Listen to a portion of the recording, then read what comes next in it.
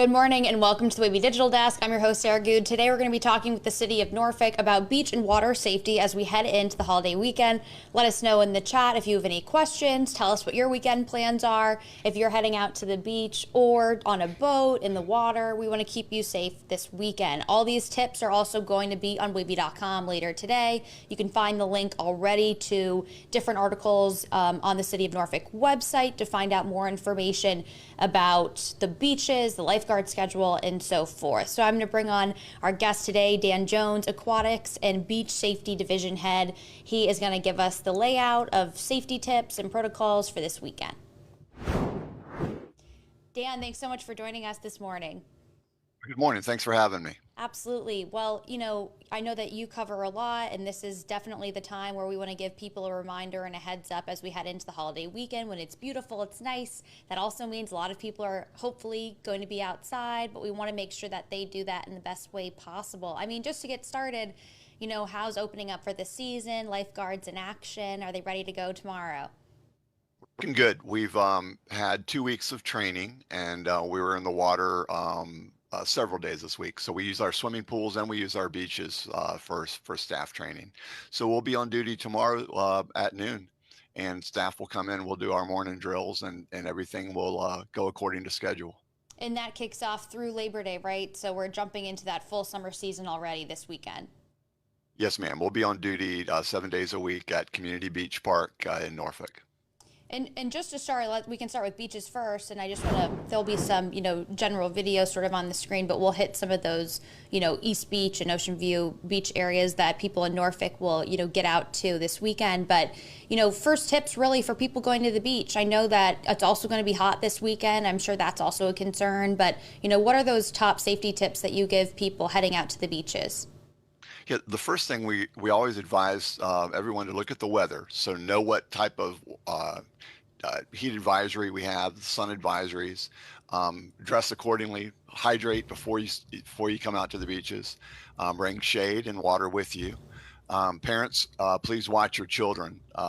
Most of the incidents that we're responding to that are children drowning near drowning situations are it's a lack of supervision, lack of adult supervision.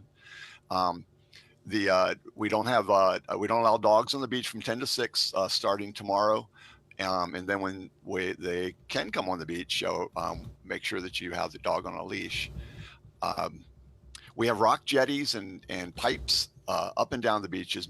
Many beaches in the United States have rock jetties and pipes, and it's illegal to trespass on those. They're very dangerous. A lot of the incidents that we respond to each year are related to individuals who have jumped off, fallen off of rocks and pipes, and they can be spinal injuries to lacerations or minor cuts. But that's a big safety issue for us. Alcohol and glass on the beach is always a concern. So please make sure that you're bringing the proper beverages to the beach, and because alcohol is illegal and glass is always illegal to have on our beaches or any beach really. We recommend bringing hats and shade and plenty of sunblock, whatever sunblock works for you, and keep applying it, especially after you come out of the water. It's going to be warm and sunny this weekend. So, we want everybody to be prepared. Jellyfish aren't going to be out yet, so they typically don't come out until the water warms up. So we can address that when that time comes. Pay attention to when we have high tide and low tide. We have drop-offs, troughs between sandbars up and down the beaches, and so the actual water depth can change 2 or 3 feet within a few hours, and that's something to be aware of. So what's really important is to check with the local lifeguards, whatever beach you're attending. You're at Hampton or Newport News or Virginia Beach, check with the lifeguard about the water conditions, drop-offs, and any rip currents that might have formed during the day or the night before. And some of those tips that you gave, I imagine can lead to other incidents. Just for example, the glass, obviously, it's to keep it clean, but it's also to avoid anyone stepping on that glass, needing emergency personnel out there. The same thing goes with obviously those pipes and jetties that people might think is fun to use maybe as a diving board or whatnot. Those are also going to lead to those. And we don't, especially on a busy weekend, right? We don't want to use that time, that effort from those emergency personnel teams. Sure, and you don't want to spend your Memorial Day weekend in an emergency Right. room either. Absolutely. And then with the water, and I know that these Memorial Day, Labor Day weekends, July 4th, they bring in a lot of visitors from out of town. I mean, for them, is it looking ahead, as you said, at that tide schedule as the forecast, maybe talking to locals, talking to the lifeguard? Is that where you guys really encourage that communication for people who might not be as familiar with the area? Sure, talk to the people who are there and the residents that live along the shore. And in all cases, if you can swim near a lifeguard, please do. Check in with the lifeguards that are going to be on patrol. I'll be on an ATV, and you can spot me and you can ask me anything about the water, any marine wildlife that we have up and down our beaches. But we always recommend always swim with a buddy. And if you are a weak swimmer, or you have children that are smaller or also weak swimmers, wear a life jacket. We have a life jacket loaner program on two of our beaches, and basically you can come in and just borrow a life jacket for the day, and then you bring it back and hang it up at the end of the day. They stay up 24 hours a day. That's great, and that's a great program for people to have that resource if they don't have it from their own home or their own access. I mean, I did want to ask too, in terms of beach safety flags, if there is a rip current, if there is certain situations where the water is dangerous, what does that look like in Norfolk? We have green flags, which are for normal operations with no additional hazards. So we're flying those at accesses each day. If we have a medium hazard, we'll fly a yellow flag. And so the water depth may be restricted as far as how far we're going to allow swimmers out. And then red flags means no swimming, and that could be a variety of reasons. If it's rough surf, that's one thing. If it's a thunder and lightning situation, electrical storms, we don't allow swimming, and it's not smart to swim during an electrical storm. And It's not even good to be people in are an open area. right, exactly. You don't want people to even be on the beach, let alone in the water. And then with the flags too, they're not suggestions or they're not just up. You really want people to pay attention to them, heed those warnings. Sure. And we've got signs with every flag posting. We have a sign describing and providing the information of what each flags mean. That's great. So even visitors out of town, they know exactly what it means. And in terms of being in the water too, Norfolk obviously has a lot of different waterways, a lot of different, pools to rivers to, different access points. I want to talk about people, out on boats, maybe in open water. This is a weekend where, we want people to have fun, but be safe. For people out on boats, what are some of the protocols there that you all want to remind people to follow? Sure, absolutely. Always remember that boating and alcohol don't mix, just like driving a motor vehicle and alcohol. So you can.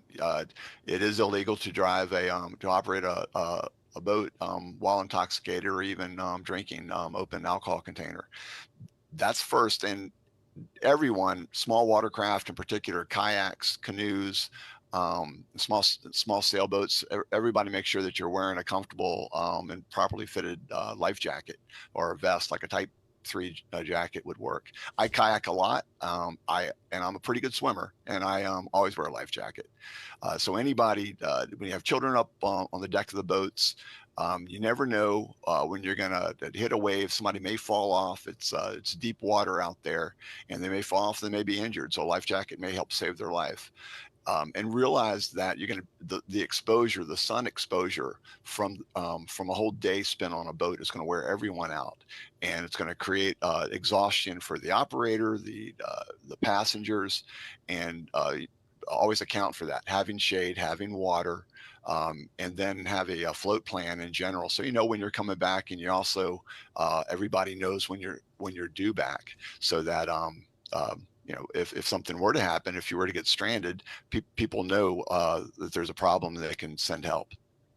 That's a great point. And, for people going out, the heat, and I know that we repeated that, from the beach as well, but how important is that for people to stay up to date or stay updated, excuse me, with, their hydration, their heat exhaustion, their levels, because that can become a very serious thing.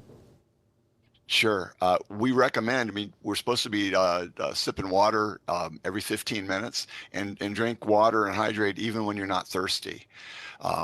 When in the summertime, when we have a medical emergency and we're responding, whether it be ATV or on foot, we're always going to assume that it's heat related as well. So no matter what it is, whether it's an alcohol issue or what a drug interaction, whatever it may be, typically heat is going to be involved. So we have heat emergency kits that we transport to the scene in all cases, and we got to cool the victim down. We're going to bring, in an emergency, we're going to bring an umbrella onto the scene, and we're going to try to transport to an air conditioned environment like a lifeguard station. But always realize vehicles, your car has an air conditioning. So if you're getting overheated at the beach, you can start cooling down, get somebody to help you by running over to the vehicle ahead of time, start it up, get the AC going, get to that AC, and then to a medical facility if necessary. And, even just, being in the water, obviously be careful because you don't want to become overexhausted, in a swimming situation either. Right. A lot of folks haven't been swimming since last summer, so they're not going to be able to step into the water and do what they were doing in August, and that's always a concern. So you give yourself a break, go out, take baby steps into the open water, and even a swimming pool. So in a swimming pool, you're not going to be able to get in and do the things that you were used to doing, and building up your swimming your skills and your wind throughout the summer takes a while in some cases, unless you're an avid lap swimmer. But really, that and children don't know. They just want to get out and have fun, Right. and they don't sometimes realize that the water is deep, and we have sandbars. Typically, you're going to have two sandbars parallel to shore, and there's troughs in between those, and they're drop offs, and it's going to be in some cases 2 or 3 or 4 feet deeper than the sandbar. And for a child, that's a big deal. And you also have another, beach point, with wildlife. You were talking about wildlife in terms of, messing with wildlife when you're in a kayak on a boat. I mean, obviously keep your distance, right? Sure. We deal with a lot of jellyfish. Stingrays are going to be out this time of year. It's the mating season for stingrays. You may see some predator fish, sharks swimming around, all of which we want to try to avoid. And then if it's a waterfowl and birds, seagulls, a lot of the animals that we see, this is their home, so you want to make sure that we're not harassing them. Absolutely, yeah. Nobody throwing things, sand. We've all seen it, but obviously, really unfortunate situation. Want to make sure that we're protecting their space too. To jump ahead to pools, which you brought up, pool safety, and the first point there, obviously, understand the depth of the pool because that can get deep very quickly, especially for maybe some not as advanced swimmers. What do you recommend in terms of, pools can be busy, especially nice weekend. Everyone wants to get out there. Really, parent taking a look at their kid, making sure their kid, is above water, taking breaks. What are some of those tips you recommend? Well, we always recommend that everyone learns to swim. Take some water safety courses and swimming programs, and they're offered all over in rec centers and Hmm. YMCA's across the Hampton Roads area, and sometimes they're free. So that's something to look into. But yeah, learning to swim and then go into a facility where a lifeguard is on duty, and you can always go and it's okay to go ask lifeguard questions. We don't want to distract the lifeguards for a long period of time, but asking the questions, or there could be a foot patrol lifeguard, someone in an office you can ask about water depths and the rules. So shallow water can be dangerous as well, because we assume that a child can go into shallow water, but a child might just be 3 feet tall or 3.5 feet tall, a preschooler. So 3 feet of water, 4 feet of water is deep for them, and diving headfirst into shallow water attributes to there's a lot of spinal injuries. More spinal injuries probably occur from diving in shallow water than diving off of diving boards. And that was true with boats as well. Making sure obviously that you know the depth, but also we're not diving right in because we've heard of incidents like that as well. Sure. We, we always recommend never go head first into water that you don't know the depth or that you can't see the bottom. And that's a great reminder, I think, as people are sort of, I know sometimes even pushing each other off, having fun playing, but, being safe and cautious about those situations. In terms of the weekend, and I know that you all have this down to a science, I'm sure, and in monitoring all of on the waterways and such, but there are people's docks, people's backyards, that are just sort of up to them to sort of have fun this weekend, to sort of be okay. Do you have any tips for people just in their backyard to keep safe, keep people away from the water? Maybe is it preparation all year long so that swimming lessons, learning ahead of time, taking some of these precautions? Swimming lessons are always important for backyard pools and docks and swimming, and a family reunion that's gathering out of the lake. We recommend that you always have an adult sober water watcher. And so somebody is designated to watch the water. So if there's no lifeguard on duty, even when there is a lifeguard on duty, have an adult as a water watcher, and then have a rotation so that person isn't responsible all day long. So somebody else who is an adult, sober adult, coming in to watch everyone swim, and that's important. And they can have a tag. Somebody can buy them lunch, whatever it might be, but it is important to designate that person. And then on a boat as well, you can do the same thing. If people are swimming off the boats and you have large gathering of boats this time of year in the shallow waters and some of the rivers, on your boat, have somebody who's going to be responsible to make sure everybody gets back into the boat safely and so that everybody gets home. And I think really the headline, from this whole conversation is these are all the things we want people to follow so they can have a good time. And the weekend is enjoyable, the summer is enjoyable, and we get started on the right foot. Absolutely. Well, Dan, thank you so much for joining us this morning. Is there anything else? I know that was a brief overview, and obviously you're an expert here on your job, but is there anything else that you want people to know, whether visitors or residents, just going into this weekend? Again, just pay attention to the weather and the heat, and prepare ahead of time. Bring shade, and heat exhaustion is always a major concern.